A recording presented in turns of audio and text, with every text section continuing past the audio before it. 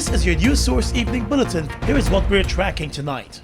Finance Minister Winston Jordan today made it clear that the workers of those semi-autonomous government agencies will also benefit from the salary increases that were announced by the President yesterday for the public service. There was some concern among workers of the Guyana Revenue Authority and other semi-autonomous agencies that the increases might not trickle down to them, since many of the agencies will address their own increases. However, while appearing on the 94.1 FM Hot Seat show this afternoon, the finance minister said the semi-autonomous agencies will see the increases also. These increases are specific to the public service and the institutions that fall within the public service per se, for the purposes of rules and salaries. So the regular public service that include teachers, nurses, and other public servants, the discipline services, and semi-autonomous and other agencies such as GRA, Guyana Energy Agency, and so on. So this announcement is in respect of those categories of workers. Minister Jordan said once those agencies receive their funding from the Treasury, they are all eligible for the increases. He also clarified that the allowances, which were announced yesterday, are specific to healthcare workers. And the minister also said that the President, the Prime Minister, government ministers, and the members of Parliament will not benefit from the increases, since the increase they got back in 2015 was for the entire term of the government. So these increases also do not apply to the President, Prime Minister, Ministers of Government, Members of Parliament, and they do not apply to public corporations and such like. In the cases of Members of Parliament, Ministers and so on, we had already indicated that they had been given a one-off increase in 2015 and will not be getting an increase for the rest of this term of the government. So this is the last year or last leg of the term of the government, so they don't qualify for any increase. President David Granger yesterday announced that public servants' minimum wage will be increased to $70,000 from $64,220 per month. The president also announced that public servants earning between $100,000 and under $1 million per month will receive an 8.5% increase, while those earning less than $100,000 will receive a 9% increase in their salaries. More news coming up in just a moment. Enter the GBTI Quick Cash Christmas promotion and make it a Christmas to remember. You get up to $500,000 easy for anything you want this Christmas. Plus, enter for a chance to win fabulous items for your home. One complete 7-foot granite top base kitchen cabinet, one sectional suite, one 5-piece dinette set, and complimentary baskets of goodies. Apply at your nearest branch or online at www.gbtibank.com. GBTI. We see Christmas through your eyes. Tired of long lines? Register with MyGTT at mygtt.co.gy. That's mygtt.co.gy to view and pay your bills from anywhere. Enter to win an Amazon gift card worth $25 or a bounty voucher worth 5,000 Guyana dollars when you sign up today. GTT, do more. Fuel it up and drive, Super 95. Tune up, fuel it up and drive, Super 95. Tune up. Protect your fuel system, boy. High mileage and performance, boy. Guyana's Super 95 gasoline gives you more reasons to drive and is available at 56 service stations nationwide. For affordable price, high performance, and high mileage, choose Guyana's Super 95 gasoline. Fuel it up and drive. Welcome back. Opposition leader Barra Jagdeo today encouraged public servants to collect the salary increases since they were already budgeted for by the government in the last budget. At his weekly solo press conference, Mr. Jagdeo said he is more concerned about contracts that the government might be signing during its interim stage. I say the public servants should collect their money. It was budgeted since last year. This is nothing new. They should get their money. It's the illegality. It is the contracts that they're issuing now to their cronies that are warned against. The opposition leader told reporters that while all public servants will benefit from the recently announced increases, he believes members of the disciplined forces are now worse off because they no longer benefit from that 1 month's salary as a bonus at the end of the year. Policemen, soldiers, firemen, and prison officers. They're worse off now because they used to get their annual salary increase, an increase about between 5 to 8% under the PPP. They used to get that, and then they used to get 1 month tax-free bonus at the end of the year.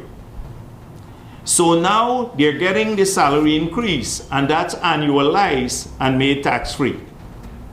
That's all they're getting now. They're getting a 9% increase, and they're making the increase tax-free, only the increase. Under the PP Civic government, members of the disciplined services were the only public servants who were offered an annual bonus in addition to increases to their salaries. Other public servants only got the increase, which at most times hovered between 5% and 8%. When the government changed in 2015, the APNU-AFC coalition decided to offer all public servants a one-off $50,000 bonus. The following year, all public servants were given a $25,000 bonus. Since then, retroactive salary increases were offered. The president announced tax-free retroactive salary increases for all public servants yesterday. The increases will see most public servants, including the members of the disciplined forces, taking home close to or just over an extra month's salary when they are paid in December. The Director General in the Ministry of the Presidency, Joe Harmon, today announced that he is no longer the holder of U.S. citizenship, and like other Guyanese nationals, will have to apply for a U.S. visa the next time he wants to travel to the U.S.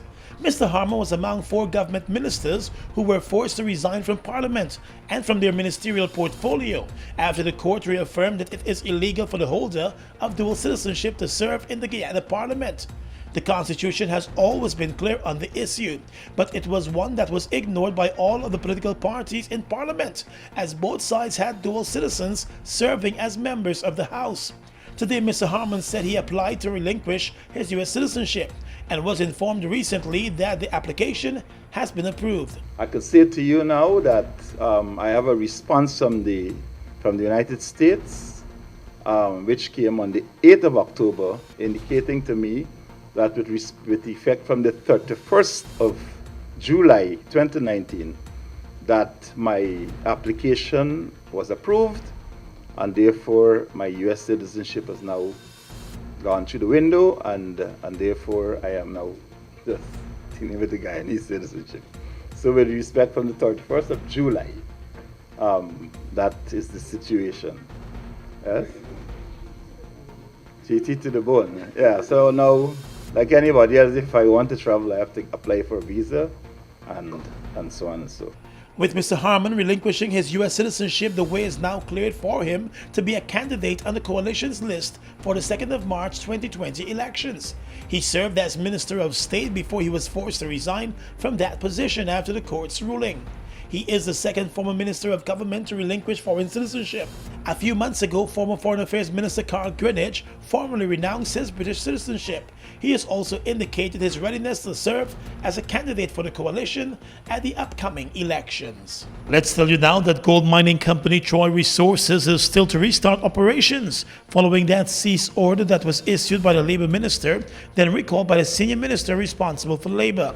Today, the Chief Executive Officer of the company, Ken Nielsen, indicated that the company would need a major cash injection to restart its operations, since it has lost millions since the closure. To be comfortable, we need 5 million. That would sort out everything. But we survive on 4 million.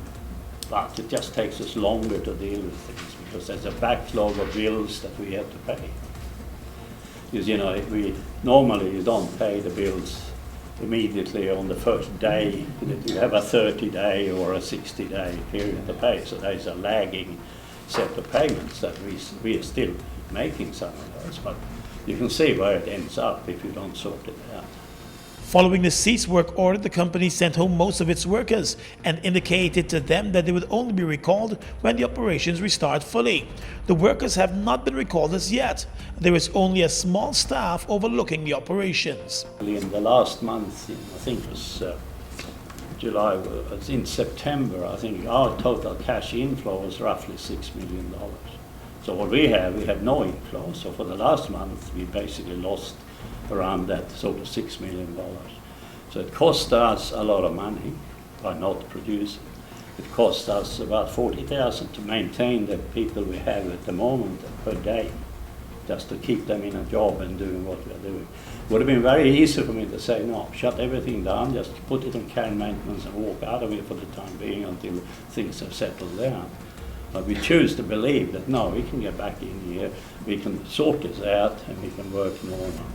The cease order was issued following a tragic accident involving a young geologist who died after a mining pit collapsed and buried him. An investigation was immediately launched. The company was not happy with the cease order since it affected the entire operation and not just the area where the accident occurred.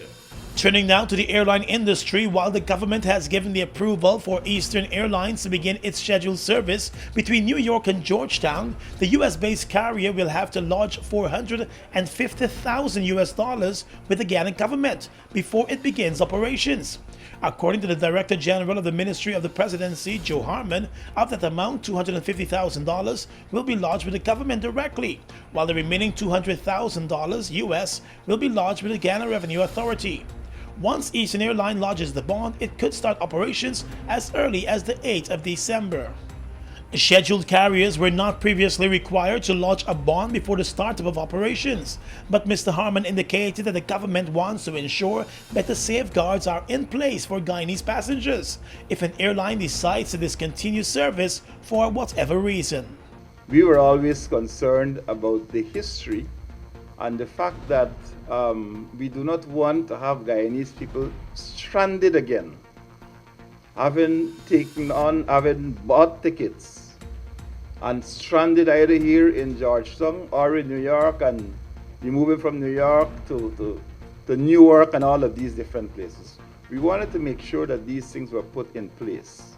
And so the question of the bond was one sure way of satisfying that requirement, that if in fact that were to happen, that we'd be in a position to be able to charter aircraft to be able to get these people to their destinations. That's one of the thinking behind it. The Director General explained that in the event of the airline running into problems, the bond would ensure that the government will be able to charter a plane to get passengers to their destination. Eastern Airlines was previously known as Dynamic Airways, which operated daily flights to Guyana until it encountered financial difficulties and was forced to end its operations here. Mr. Harmon confirmed today that there was heavy lobbying by U.S. officials for Eastern's entry into the Guyana market, and it was that lobbying that played a key role in permission being granted.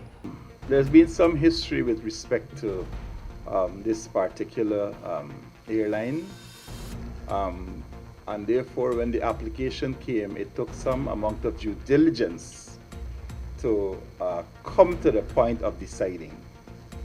I think there's also been some serious lobbying by other entities outside of Guyana, suggesting that this is an important time for this airline. Eastern Airlines has not indicated a startup date just yet. Across the region is coming up next. We are legions of men standing strong, but never too proud to stoop and help someone. We must send a clear signal to all. Do right. Walk in upright ways, knowing that's what being a man is all about. And ever aware that things will only get worse when good men do nothing. Stand strong. Be the one to live right. There once was a man named Stan whose business needed a new plan. Christmas was coming, this much was true. He needed some help but didn't know what to do. Then fast as a flash, 3 helpers did come from Republic Bank. They came with some. One had low interest rates, one reduced equity, one with approval so quick and easy. Now Stan is the man and his business is booming. Christmas is good and he is winning. Reach more customers and boost your business with a Republic Small Business Loan today. Tired of long lines? Register with MyGTT at mygtt.co.gy. That's mygtt.co.gy to view and pay your bills from anywhere. Enter to win an Amazon gift card worth $25 or a bounty voucher worth 5,000 Guyana dollars when you sign up today. GTT, do more. Guyana, the moment you've been waiting for is here. It's the Ministry of Education's Guyana Teachers Union 59th National School Cycling, Swimming and Track and Field Championships on November 17th through 22. Come see top student athletes and teachers from 15 sporting districts compete in intense rivalry. Cycling at the National Park, Georgetown. Swimming at the National Aquatic Center, Lilliendal, November 18. And on November 19 through 22, the Track and Field at the National Track and Field Center, Leonora. Action starts 9:30. The National Championships where stars are born. Powered by Malta Supreme, Hits and Jams Entertainment, and NCN. Across the region right now, clashes have again broken out in Bolivia as supporters of former President Evo Morales oppose the rule of the new interim leader. Opposition Senator Janine Áñez assumed the presidency amid a power vacuum and has vowed to hold elections soon. But supporters of Mr. Morales clashed with riot police, while lawmakers loyal to him sought to challenge the legitimacy of Ms. Áñez's appointment. Mr. Morales resigned on Sunday and has since fled to Mexico. His resignation followed weeks of protests over a disputed presidential election result. He said he was forced to stand down but did so willingly, so there would be no more bloodshed.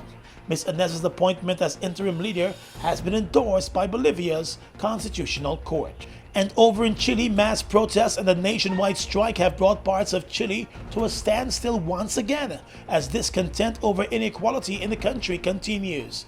The unrest began almost a month ago, originally triggered by a now suspended rise in the price of metro fares in the capital of Santiago. But protests quickly spread across the country, reflecting wider anger against the government. The strike earlier this week was supported by unions in various industries. It drew widespread participation across the country, while large demonstrations were also held in several cities.